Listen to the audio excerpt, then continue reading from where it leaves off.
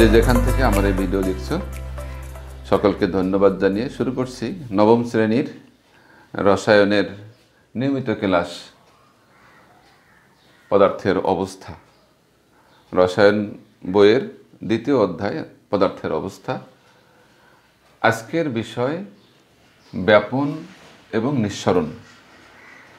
ব্যাপন এবং নিঃসরণ এটি অত্যন্ত গুরুত্বপূর্ণ, কারণ এখান থেকে সংজ্ঞা, খ নম্বরে ব্যাপন নিঃসরণের পার্থক্য এবং ব্যাপনের হার নির্ণয়ের অঙ্ক দেওয়া হয়। আশা করি আজকের ক্লাস যদি তুমি প্রথম থেকে শেষ পর্যন্ত দেখো, তাহলে ব্যাপন এবং নিঃসরণ নিয়ে তোমার আর কোনো সমস্যা থাকবে না। তুমি অবশ্যই এই টপিক থেকে অ্যান্সার করতে পারবে পরীক্ষায়। চলো আমরা কথা না বাড়িয়ে আমরা আমাদের ব্যাপন এবং নিঃসরণের বিষয়ে আলোচনায় ফিরে যাই। ব্যাপন, ডিফিউশন, অর্থাৎ এর অর্থটা হলো ডিফিউজ হওয়া, পরিব্যাপ্ত হওয়া, ছড়িয়ে পড়া। ব্যাপনের বিষয়টাকে আমরা কিভাবে সংজ্ঞায়িত করতে পারি? ব্যাপনের বিষয়টাকে আমরা এভাবে সংজ্ঞায়িত করতে পারি: কোনো কঠিন, তরল এবং গ্যাসীয় পদার্থ উচ্চ ঘনত্ব স্থানের দিক থেকে নিম্ন ঘনত্ব স্থানের দিকে স্বতঃস্ফূর্তভাবে সমভাবে পরিব্যাপ্ত হওয়ার ঘটনাকে ব্যাপন বলা হয়। কথাটা খুবই ভালো করে খেয়াল করবা। স্বতঃস্ফূর্তভাবে হতে হবে, সমভাবে উচ্চ ঘনত্ব স্থান থেকে নিম্ন ঘনত্ব স্থানের দিকে ছড়িয়ে পড়ার ঘটনা। ধরো একটি আবদ্ধ রুমের মধ্যে একটি সুগন্ধযুক্ত বস্তু যদি রাখা হয়, তাহলে দেখবে যে ওই সুগন্ধযুক্ত বস্তু থেকে তার যে গ্যাসীয় কণাগুলো, সেগুলো ব্যাপন প্রক্রিয়ার মাধ্যমে সবার নাকে কিন্তু চলে আসে। ওই গন্ধটা কিন্তু আমরা সবাই অনুভব করতে পারি। তাহলে সুগন্ধ ছড়িয়ে পড়া অথবা ফুলের গন্ধ আমাদের নাকে যে আসে, আমরা যে অনুভব করি, এগুলো কিন্তু এই সব ব্যাপন প্রক্রিয়ার মধ্যে অন্তর্ভুক্ত। এরপরে আসো নিঃসরণ। আমরা আগে সংজ্ঞা দুটো শিখে নেই আগে। নিঃসরণ বা ইফিউশন। ব্যাপন নিঃসরণ এটা মনে করো খালাতো ফুফাতো ভাই বোন, হ্যাঁ, কাছাকাছি, একেবারে হুবহু একই জিনিস নয়, বাট একটু পার্থক্য আছে, বাট কাছাকাছি। নিঃসরণ বা ইফিউশন হলো বাহ্যিক চাপের প্রভাবে উচ্চ চাপ অঞ্চল থেকে কোনো সরু ছিদ্র দিয়ে সজোরে একমুখী বের হওয়ার যে প্রক্রিয়া, এটাকে নিঃসরণ বলা হয়। আমি আবার একটু বলছি। বাহ্যিক চাপের প্রভাবে কোনো পাত্রের সরু ছিদ্র দিয়ে সজোরে একমুখী বের হওয়ার যে প্রক্রিয়া, তাকে বলা হয় নিঃসরণ বা ইফিউশন। অনেক সময় তোমাদেরকে ব্যাপন এবং নিঃসরণের পার্থক্য পরীক্ষায় আসে। তোমরা খুব সহজে কিন্তু দুটি পার্থক্য লিখতে পারবে। তোমাদের বইতে দেয়া আছে, আমি তারপরও বলছি। আমরা সংজ্ঞা দিয়ে 1 নম্বরে পার্থক্য দিতে পারি। 2 নম্বরে পার্থক্য আমরা কি দিব? যে ব্যাপন প্রক্রিয়াটি এটা প্রাকৃতিক ঘটনা, মন্থর একটি প্রক্রিয়া, প্রাকৃতিক মন্থর প্রক্রিয়া।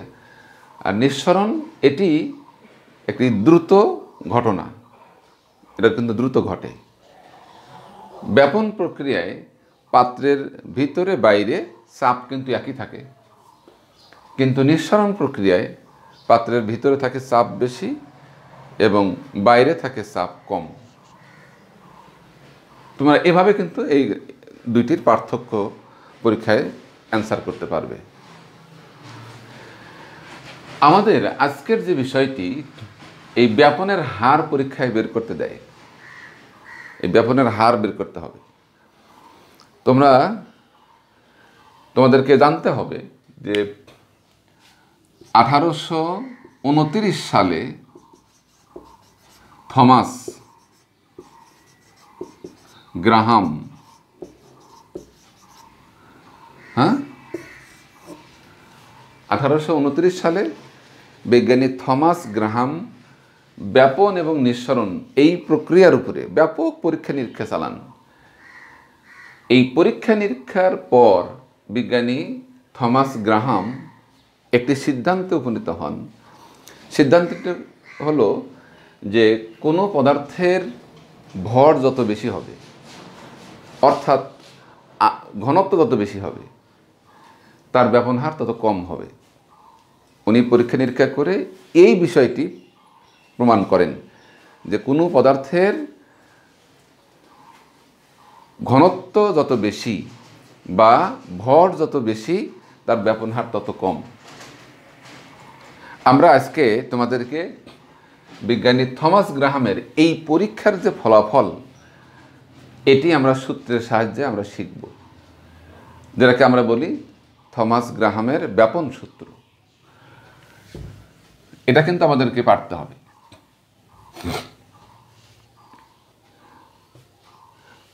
আমরা যে কথাটা বললাম, এটা যদি আমরা সূত্রে লিখি, খেয়াল করো যে ব্যাপন হারকে যদি আমরা আর ধরি, খেয়াল করো, তুমি যদি ব্যাপন হার সমান সমান ধরো আর ভর যেটা, এটা আণবিক ভর, পদার্থের আণবিক ভর কিন্তু মলিকুলার মাস, এটাকে আমরা যদি এম ধরি, তাহলে ওনার কথা অনুসারে এটাকে আমরা যদি সূত্র আকারে লিখতে চাই, তাহলে আমরা সূত্র আকারে লিখতে পারবো কি, ব্যাপন হার সমানুপাতিক 1/√m। অর্থাৎ দেখো যে ব্যাপন হার ওই পদার্থের আণবিক ভরের বর্গমূলের ব্যস্তানুপাতিক। ব্যস্তানুপাতিক শব্দটা মানে বিপরীত অনুপাত, খেয়াল করো। এটাকে আমরা যদি এরকম করে লিখতাম আর সমানুপাতিক এম, এটা কিন্তু সমানুপাত বলা হয়। অর্থাৎ আণবিক ভর যত বাড়বে ব্যাপন হারও তত বাড়বে, মানে দুটার সম্পর্ক সমানুপাত। এটা বাড়লে এটা বাড়বে, এইটা কমলে এটা কমবে, এর নাম সমানুপাত। আর এখানে 1/m, এর অর্থ হলো বিপরীত অনুপাত। তার মানে এম যত বাড়বে আর তত কমবে। ফর এক্সাম্পল, ধরো যে হাইড্রোজেন গ্যাসের ভর কত, 2। হাইড্রোজেন গ্যাসের H2 গ্যাসের ভর কত, 2 গ্রাম, আণবিক ভর 2 গ্রাম। আর ধরো অক্সিজেন গ্যাস 32 গ্রাম। এটা হয়তো তোমরা দেখতে পাচ্ছ না, আমরা একটু উপরে লিখি অক্সিজেন 32 গ্রাম ধরো।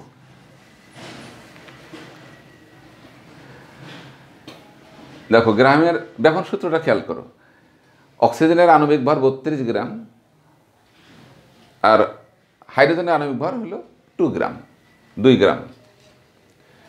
এখন আমাকে বলো তো ব্যাপন হার কার বেশি হবে? এই যে গ্রাহামের যে সূত্র,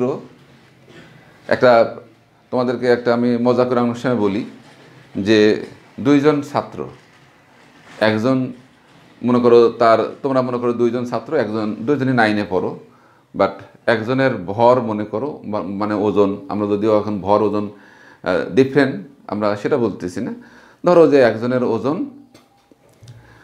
35 কেজি, তোমাদের ক্লাসে তোমাদের বন্ধু, আর আরেকজনের ওজন মনে করো 65 কেজি। খেয়াল করো, একজনের বলছি 35, একজনের 65। এখন এই দুইজনকে যদি দৌড় দেওয়ানো হয়, বুঝতে পারছো, এই দুইজনকে যদি আমরা দৌড় প্রতিযোগিতায় দেওয়াই, তাহলে কে আগে যাবে বলো? যার ওজন 35 কেজি সে কিন্তু ফার্স্ট হবে, আর যার ওজন 65 কেজি সে কিন্তু সেকেন্ড হবে, মানে সে কিন্তু আগে যাইতে পারবে না।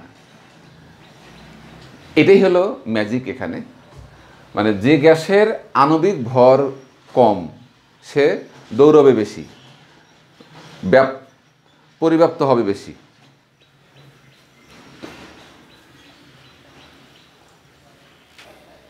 তাহলে আমরা বুঝতে পারলাম যে গ্যাসের আণবিক ভর বেশি তার ব্যাপন হার কম হবে। এটি হলো থমাস গ্রাহামের ব্যাপন সূত্র। এখন এটি দিয়ে আমরা তুলনা করতে পারবো। এই যে আমরা তুলনা করলাম, খেয়াল করি, এটি কিন্তু পরীক্ষায় এই ধরনের ব্যাপন হার বের করতে দেওয়া হয়। এখন একাধিক গ্যাস, তাহলে অক্সিজেনের ব্যাপন হারকে যদি আমরা R1 ধরি, ধরো আমরা যদি লিখি একাধিক গ্যাসের জন্য, তখন কি ধরবা? আমরা এই পাশে আসি, একাধিক গ্যাসের জন্য আমরা তখন R1 ধরবো। আমরা R1 সমানুপাতিক 1/√m1। আচ্ছা, আমরা এই পাশে আসি। তোমাদের বেশি নিচে হয়ে গেলে অনেক সময় ক্যামেরায় মিস করে। এবং R2 সমানুপাতিক অন্যটার জন্যে 1/√m2। এখন এইটা সমান সমান আমরা কি লিখতে পারি খেয়াল করো। এইটা সমান সমান সমানুপাতিক চিহ্নকে আমরা উঠিয়ে দিয়ে আমরা k/√m1, আর এইটা সমান সমান আমরা লিখতে পারি k/√m2। এটা ধরো 1 নম্বর সমীকরণ, এইটা ধরো 2 নম্বর সমীকরণ। তোমাদের বোধহয় একটু সমস্যা হয়েছে, আমি এখানে একটু ক্লিয়ার করে দিই, তোমরা এখানে অনেকে বুঝতে পারবে না। বা R1 ইজ ইকুয়াল 1/√m1, এটা 1 নম্বর। আর বা R2 ইকুয়াল এখানে হলো √m2, এটা 2 নম্বর। এখানে সমানুপাতিক চিহ্ন তুলে দিলে আমাদেরকে ধ্রুবক লাগে। দেখো R1 সমানুপাত 1/√m1, এই সমানুপাতিক চিহ্নটা আমরা এই যে k নামক ধ্রুবক দ্বারা উঠিয়ে দিয়েছি। উঠিয়ে দিয়ে আমরা এখানে সমানুপাতিকের পরিবর্তে আমরা এখানে ইকুয়াল লিখছি। এই ইকুয়াল লেখার জন্য আমাদের একটা ধ্রুবক দরকার। তাহলে R1 ইকুয়াল k/√m1,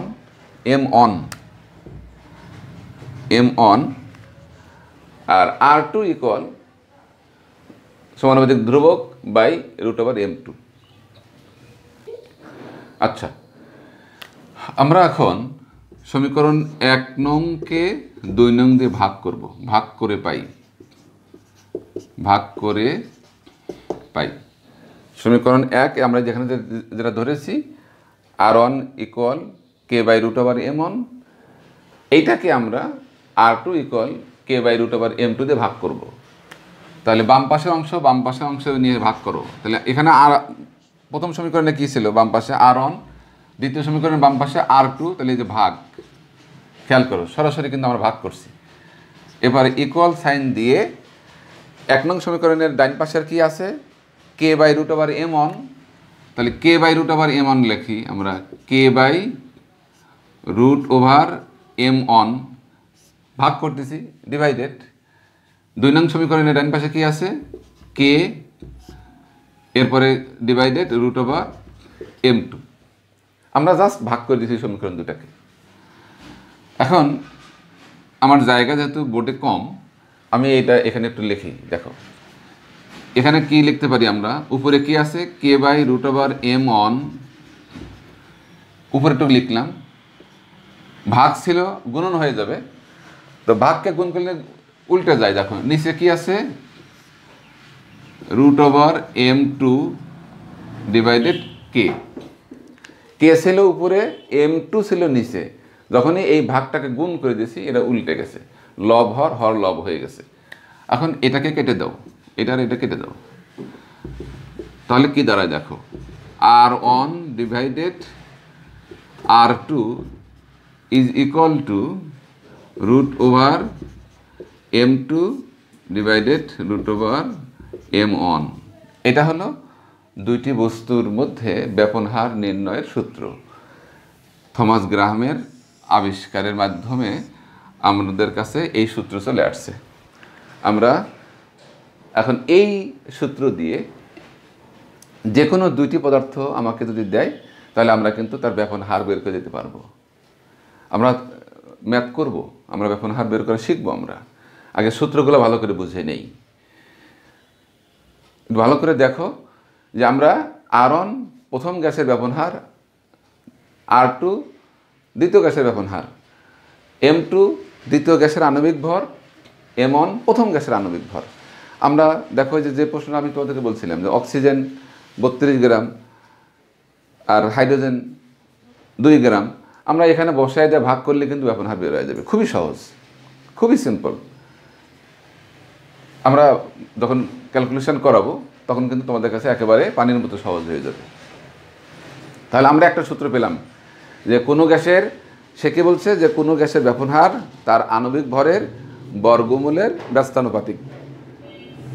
আমরা ঘনত্ব দিয়ে আরেকটা শিখব। ঘনত্ব, যেহেতু সে বলছে ঘনত্বর সাথে সম্পর্ক আছে, ঘনত্ব বেশি মানে তার ভরও বেশি, আমরা ঘনত্ব দিয়ে শিখব।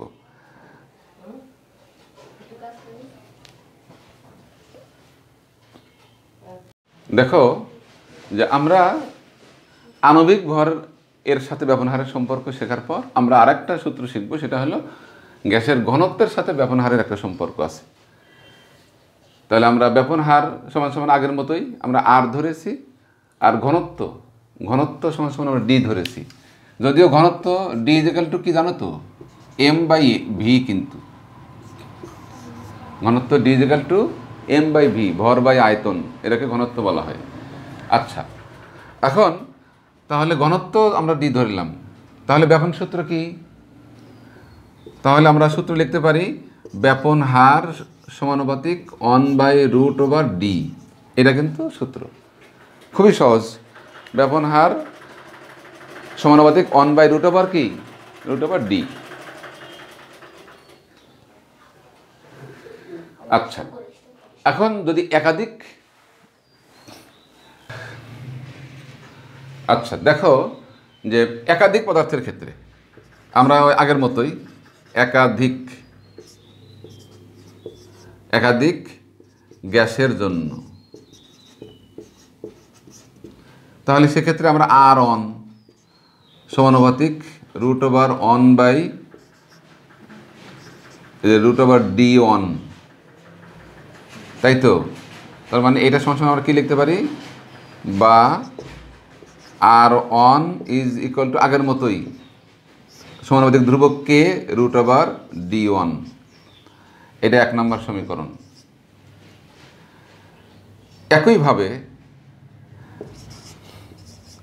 আগের মতোই, আগে কিন্তু তোমরা বুঝতে পারছো, আমি এই জন্য আর না লিখে R2 is equal two k/√d2, এরা 2 নম্বর সমীকরণ। একইভাবে লিখছি, একইভাবে। আচ্ছা, এখন এখানে ওই একইভাবে আমরা 1 নংকে 2 নং দিয়ে ভাগ করে পাই। তাহলে ভাগ করলে বাম পাশে R1 R2 ডিভাইডেড, তারপরে k, এবার কিন্তু আমি আর ভেঙে লিখবো না, একবার লিখে দেব √d1 গুণন √d2 ডিভাইডেড k। কেটে যাবে, তার মানে R1 divided R2 is equal two √d2 divided √d1। এইটা কিন্তু আমাদের আরেকটা সূত্র আসলো, যেখানে আমরা ব্যাপন হারের সাথে ঘনত্বকে সম্পর্কযুক্ত করেছি। খেয়াল করো কিন্তু। আর আরেকটা কি শিখছিলাম মনে আছে, R1 ভাগ R2 is equal to √m2 divided √m1, এটা কিন্তু শিখছিলাম। তাহলে যখন পরীক্ষায় ঘনত্ব দেওয়া থাকবে তখন এই সূত্র ব্যবহার করবা, আর যখন পরীক্ষায় কোনো গ্যাসের বা পদার্থের আণবিক ভর দেওয়া থাকবে, অথবা আণবিক ভর তো দেওয়া থাকা লাগে না, আমরা তো জানি হাইড্রোজেনের আণবিক ভর 2, কার্বন ডাইঅক্সাইডের আণবিক ভর 44, অক্সিজেনের আণবিক ভর 32, মিথেনের আণবিক ভর 14, তাই না? অ্যামোনিয়ার আণবিক ভর 17। আমরা তো আণবিক ভর বের করা জানি, না জানলে আমি শিখাবো। তো আণবিক ভর কখনো দেয় না, পদার্থ দিলে তার আণবিক ভর আমরা বের করে নিয়ে এখানে বসায় দিলে অঙ্ক হয়ে যাবে। জাস্ট পদার্থ বলবে যে কার্বন ডাইঅক্সাইড এবং নাইট্রোজেন এর মধ্যে ব্যাপন হার বের করো, আমরা এইভাবে বের করতে পারবো। তাহলে আমরা এই দুটি সূত্র শিখলাম, এই দুটি সূত্রের সাহায্যে আমরা ক্যালকুলেশন করব, অঙ্ক করব।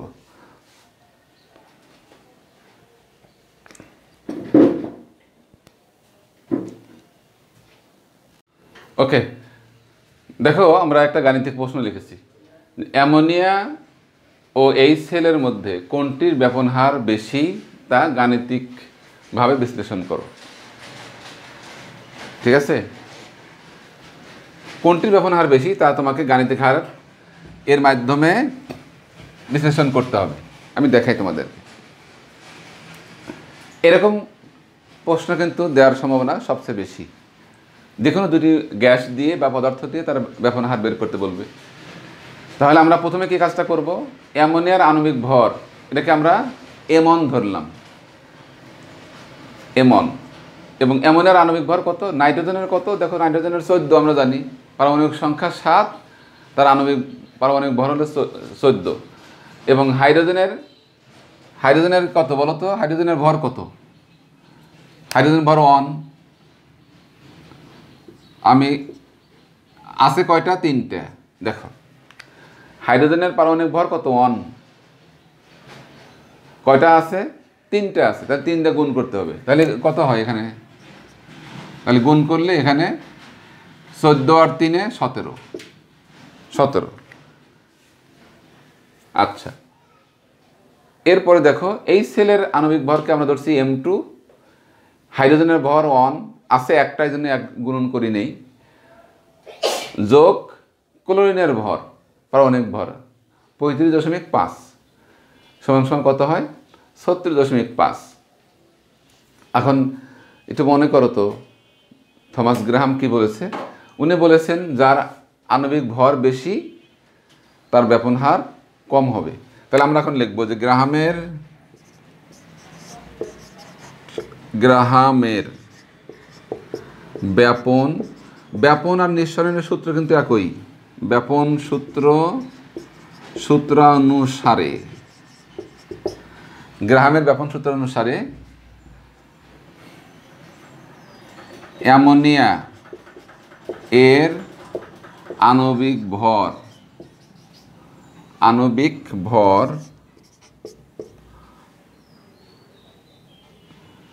কম হওয়ায়, হ্যাঁ, আণবিক ভর কম হওয়ায়, খেয়াল করো অ্যামোনিয়া আণবিক ভর কত, 17, HCl আণবিক ভর হলো 36.5। তাহলে বিজ্ঞানী গ্রাহাম বলছে যার আণবিক ভর অথবা ঘনত্ব কম তার ব্যাপন হার বেশি, অথবা যার আণবিক ভর বা ঘনত্ব বেশি তার ব্যাপন হার কম। তাহলে আমরা এইভাবে লিখতে পারি যে অ্যামোনিয়া এর আণবিক ভর কম হওয়ায় ব্যাপন হার বেশি। এই যে এখানে খেয়াল করো, এটা কেন লিখলাম, এই যে ব্যাপন হার, কোনটির ব্যাপন হার বেশি, এই কথাটা জানতে চেয়েছি আমাদের কাছে। এই দুটার মধ্যে কোনটির ব্যাপন হার বেশি সেটি আমাদেরকে আগে তাকে দেখাতে হবে। তাহলে আমরা দেখালাম যে অ্যামোনিয়ার আণবিক ভর কম, এই জন্যই তার ব্যাপন হার বেশি। বুঝতে পেরেছ? এইবার প্রশ্নের দ্বিতীয় অংশ দেখো, এইটাকে আবার গাণিতিকভাবে বিশ্লেষণ করতে বলছে। এই যে কম বেশি, ব্যাপন হার কম বেশি, এটাকে গাণিতিকভাবে দেখাতে হবে। তাহলে আসো আমরা গাণিতিকভাবে দেখাই। তাহলে আমরা এটা এখন মুছে দিই, আমরা গাণিতিকভাবে দেখাই যে আসলে কার ব্যাপন হার বেশি, কেন বেশি। সায়েন্সের ছাত্র তো, তোমাকে গাণিতিকভাবেই দেখাতে হবে। তাহলে আমরা আণবিক ভর বের করা আছে, এখন আমরা এই ধরে নেই যে অ্যামোনিয়া এর ব্যাপন হার সমান আমরা ধরলাম R1, HCl এর ব্যাপন হার এটা সমান সমান আমরা ধরলাম R2। সূত্র কি? সূত্র R1 divided R2 is equal to root over M2 divided root over M1, এটা সূত্র। আচ্ছা, এখন M2-র মান তো বের করে রাখছো, এই যে মান বসাই দাও, রুট ওভার 36.5। M1-এর মান তো বের করে রাখছো 17, এই যে বসাই দিলাম। খুবই সহজ, কিন্তু খুবই সহজ। কত হয় দেখো, আমি যদি ক্যালকুলেটর ইউজ করি, রুট ওভার কত আছে দেখো 36.5, রুট ওভার দিয়ে 36.5 বসাও, কত অ্যান্সার আসে দেখো,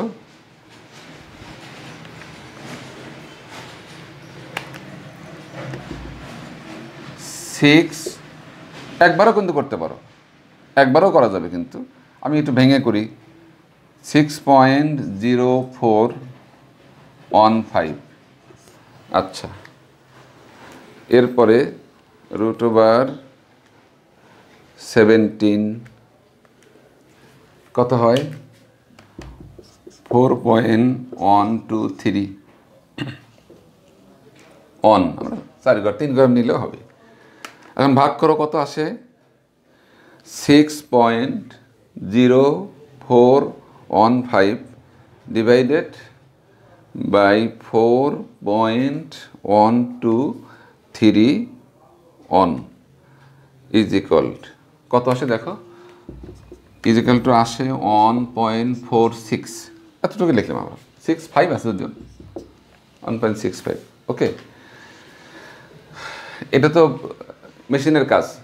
তাহলে আমরা এখানে কি লিখতে পারি দেখো, অতএব আমরা লিখতে পারি যে R1 is equal 1.465 into R2।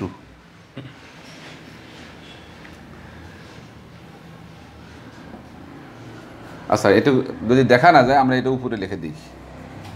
আমরা উপরে মুছে, আমরা এটা এখন উপরে মুছে আমরা উপরে লিখতে পারি আর কি। আমরা উপরে মুছে দেই, মুছে দিয়ে আমরা উপরে লিখি R1 is equal 1.465 into R2। দেখো যে আরন নামক গ্যাসের, মানে অ্যামোনিয়া গ্যাসের যে ব্যাপন হার, সেটি HCl গ্যাসের ব্যাপন হারের এত গুণ। এটি হলো গাণিতিকভাবে বিশ্লেষণ করা। এটা ঘ নাম্বারে দেয়, বুঝতে পেরেছো? ঘ নাম্বারে কিন্তু দেয়, তোমাকে কিন্তু এই ধরনের ম্যাথ ক্যালকুলেশন পারতে হবে। যে কোনো পদার্থ দিলে তুমি এভাবে ক্যালকুলেশন করে বের করতে পারবে। চলো আমরা আরেকটি ক্যালকুলেশন করি।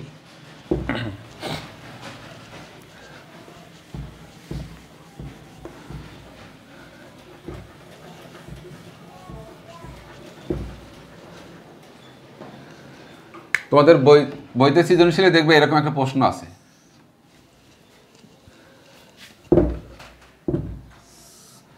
এরকম একটা গ্লাস টিউব আছে, দেখো এটা তুলাদণ্ড আর কি। এখানে মনে করো অ্যামোনিয়াম হাইড্রোক্সাইড সিক্ত তুলা দেওয়া আছে, এখানে অ্যামোনিয়াম হাইড্রোক্সাইড যুক্ত সিক্ত তুলা, আর এখানে হলো HCl সিক্ত তুলা দেওয়া আছে। খেয়াল করো, মানে এটা তুলা, কিন্তু তুলা দেওয়া আছে। এখন এটা ধরো A প্রান্ত, আর এটা ধরো এই গ্লাস টিউবের B প্রান্ত। এখান থেকে আমরা যদি এখান থেকে এইটুকু দূরত্ব ধরো, এটা ধরো 100 সেন্টিমিটার, আর গ্লাস টিউবের ঠিক এই জায়গায় ভিতরে এখানে সাদা ধোঁয়া তৈরি হয়, সাদা ধোঁয়া,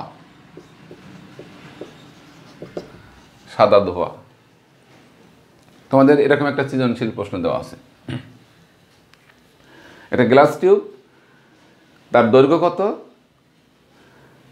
এ থেকে বি প্রান্ত 100 সেন্টিমিটার, এ প্রান্তে আছে অ্যামোনিয়াম হাইড্রক্সাইড সিক্ত তুলা, বি প্রান্তে আছে HCl সিক্ত তুলা।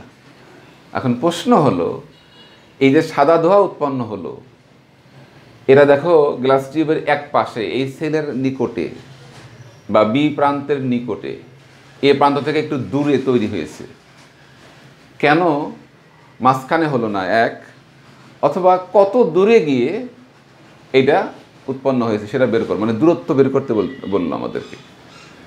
আমরা কিভাবে করব? আমরা কিন্তু অঙ্ক অলরেডি করে ফেলছি আগের প্রশ্নেই। তাহলে আমরা দেখো, আমরা সমাধান শুরু করে দিই। তাহলে আমরা লিখব, এখানে এই যে অ্যামোনিয়াম হাইড্রক্সাইড থেকে আসলে অ্যামোনিয়া গ্যাস যাবে, হ্যাঁ, অর্থাৎ এখানে রিয়াকশনটা হবে আমরা একটু এই পাশ থেকে লিখি, অ্যামোনিয়াম হাইড্রক্সাইড যোগ HCl, এর বিক্রিয়াটা কি হয়, অ্যামোনিয়াম ক্লোরাইড, হ্যাঁ, আর হলো পানি, অ্যামোনিয়াম ক্লোরাইড আর পানি।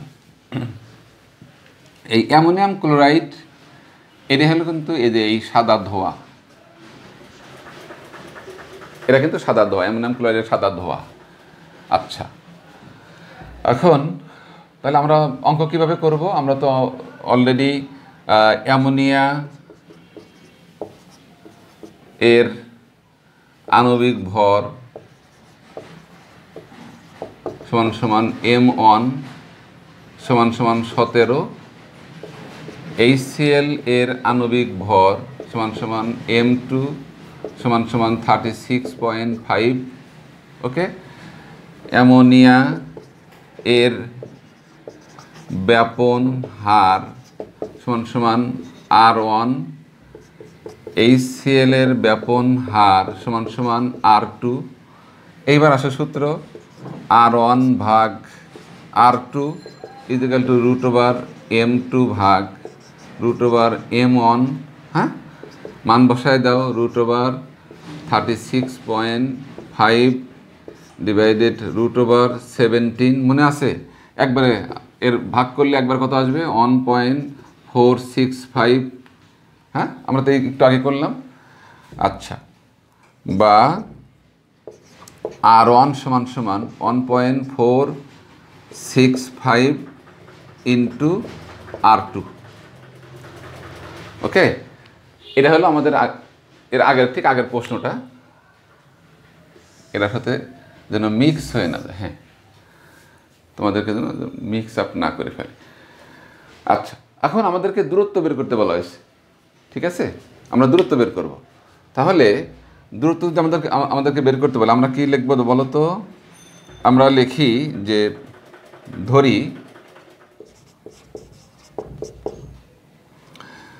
ধরি তোমার R2 সমান সমান x সেন্টিমিটার, এখানে যেহেতু দূরত্ব একক সেন্টিমিটার দেওয়া হয়েছে, এবং R1 সমান সমান 1.465 ইন্টু x সেন্টিমিটার, ওকে, বুঝতে পারতেছো সবাই? আচ্ছা, এখানে আমি লিখি প্রশ্ন মতে বা শর্ত মতে, হ্যাঁ, প্রশ্ন মতে x plus 1.465 x is equal to 100, হ্যাঁ, এই যে 100 দুইটার যোগফল। আচ্ছা, বা 2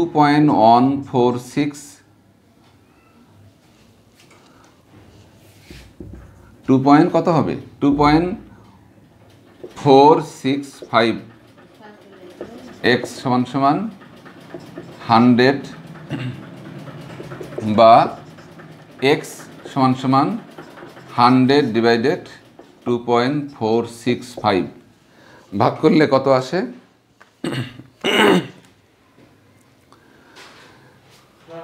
100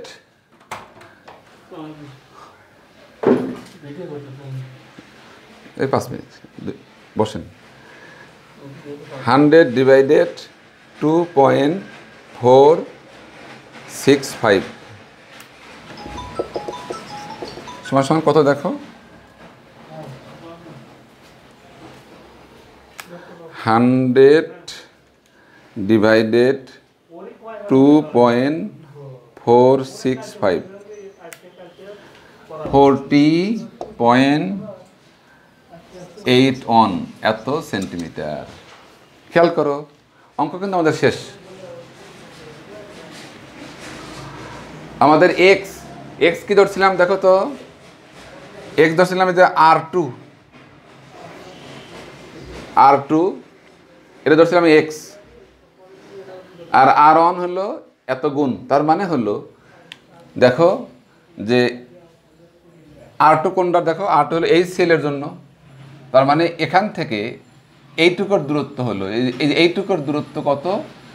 এটা হলো 40.81 সেমি।